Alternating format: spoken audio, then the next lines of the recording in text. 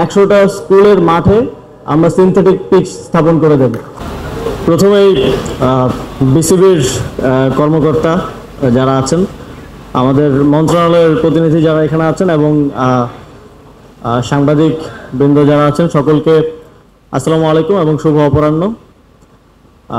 বিসিবিকে একটা বিশেষভাবে ধন্যবাদ দিতে চাই আজকে বাংলাদেশের ক্রিকেটের এই একটা মাহেন্দ্রক্ষণে আমাকে এখানে আমন্ত্রণ করার জন্য এবং আপনাদের সাথে এই অভিজ্ঞতাটা শেয়ার করার সুযোগ করে দেওয়ার জন্য। আজকে আমি দেখছিলাম যে টেস্ট ক্রিকেটের 25 বছর হওয়ার পরে যারা বাংলাদেশের ক্রিকেট নিয়ে ভাবেন, কথা বলেন, লিখেন, তারা আসলে কি বলছেন, কি লিখছেন। তো অনেকগুলো হতাশার গল্প সেখানে আমি দেখলাম, যে অনেকে যারা ক্রিকেট নিয়ে বিশ্লেষণ করেন, ভাবেন, কথা বলেন, হতাশার গল্প দেখলাম। তবে স্ট্যাটিস্টিক্স ঘাটতে গিয়ে আরেকটা জিনিস খেয়াল করলাম, শুধু হতাশা না, আমাদের আশার বাণীও আছে।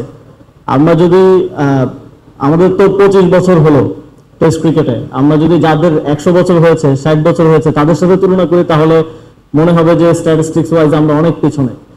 কিন্তু আমরা যদি দেখি যে যারা এই টেস্ট মর্যাদা পেয়েছে তাদের প্রথম 25 বছরের পারফরমেন্স কেমন ছিল, সেই স্ট্যাটিস্টিক্সে কিন্তু বাংলাদেশ পৃথিবীতে চতুর্থ। এবং গোয়িং ফরওয়ার্ড আমি বিশ্বাস করি আগামীর দিনগুলোতে আমাদের সম্ভাবনা আছে, সুযোগ আছে, এই স্ট্যাটিস্টিক্সটা আরো বেটার হবে।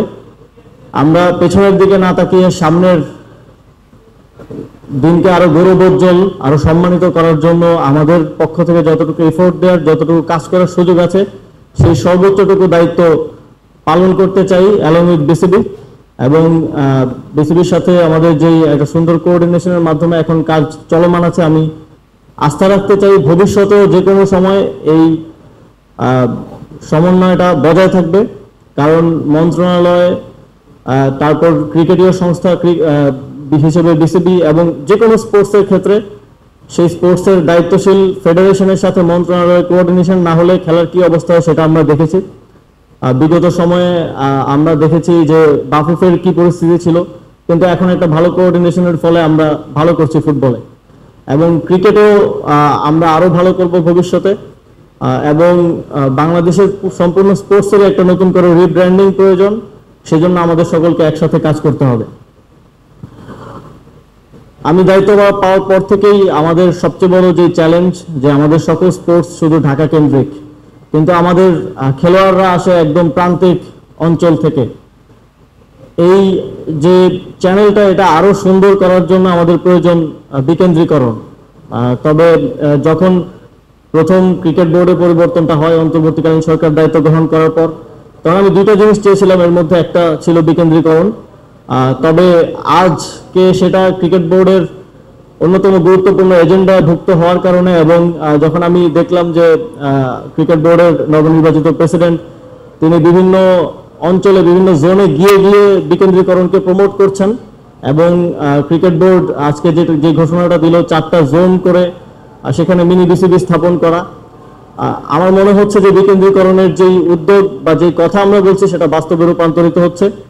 এবং এর মাধ্যমে আমরা একদম পাড়াগাঁয়ের কিংবা অলিতে গলিতে ক্রিকেট খেলা কোনো একজন বাচ্চাকেও আসলে ভবিষ্যতের স্বপ্ন দেখাতে পারবো।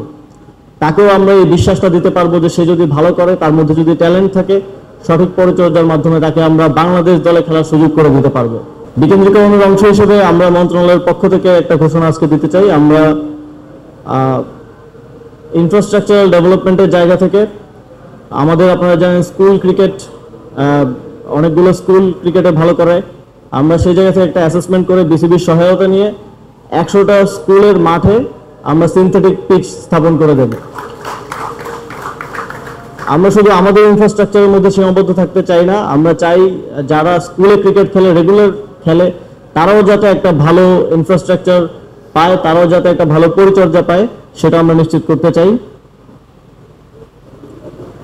সর্বোপরি আমরা মনে করি যে একটা ভালো ক্রিকেটিং ইকোসিস্টেম তৈরির মাধ্যমে আমাদের আগামীর ভবিষ্যৎ শুধুমাত্র সম্ভাবনার, এবং সেই সম্ভাবনার দ্বার উন্মোচিত হওয়া সম্ভব আমাদের সকলের আপ্রাণ প্রচেষ্টা এবং পরিশ্রমের মধ্য দিয়ে। আপনারা সেই পরিশ্রমটা করছেন এবং এক্ষেত্রে সকল অংশীজনদের সর্বাত্মক সহযোগিতা এবং সমর্থন প্রত্যাশা করে আমার বক্তব্য শেষ করছি। আসসালামু আলাইকুম।